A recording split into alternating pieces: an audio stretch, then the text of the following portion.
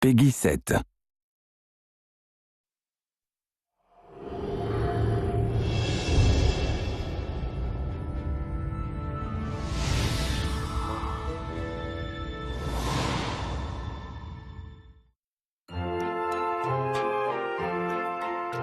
One of the things that set Disney apart from the other cartoon companies back in the day, and what really propelled them to what they have become, was they were the first cartoon company to add sound to their cartoons. If we go back before cartoons, could talk, music pretty much drove them forwards. The turning point was with the Silly Symphonies, when they started adding music and timing the animations. The music,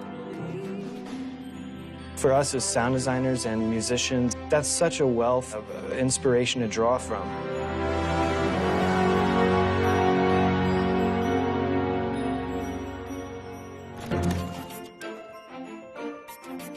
In this specific game, music is very, very important because story is so important. Story and music go very hand in hand. It's just another layer on top of everything that builds emotion and builds connection to the game.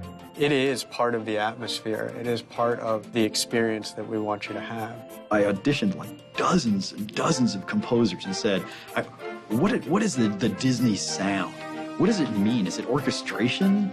Is it a musical style? I mean, what is it? Jim Dooley, he immediately got what I was trying to get at. I mean, that Disney style, he was able to describe it in ways that I almost understood, and he was able to capture it. Jim Dooley did an incredible job of bringing in the concepts of classic Disney, but, making the tone slightly off-center. This is by far the best music I've ever had in a game.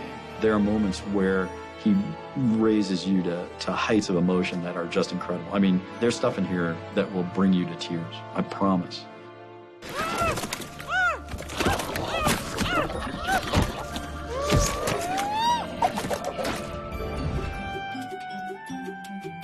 I asked Jim to create a Mickey theme and an Oswald theme. The thing is, it had to be flexible because in a game, you change the music based on what the player does. So he needed to create a theme that was incredibly flexible. Frankly, more flexible than I thought was possible.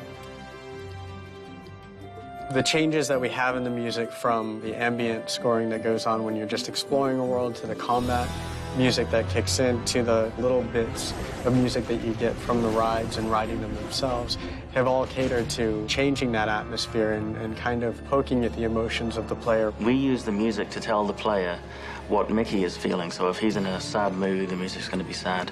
If he's happy or feeling triumphant about something, we don't say triumph on the screen like that. We play it with music.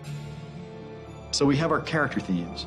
And then on top of that, we needed themes that would be applicable to each land. Each land you visit has its own unique sound. The music is awesome at capturing the environment and the feel of the space. So Lonesome Manor has kind of this eerie, dark, haunting tone that goes on.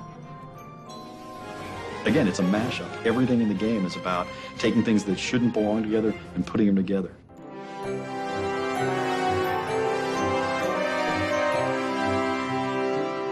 The range of emotions in the score is stunning.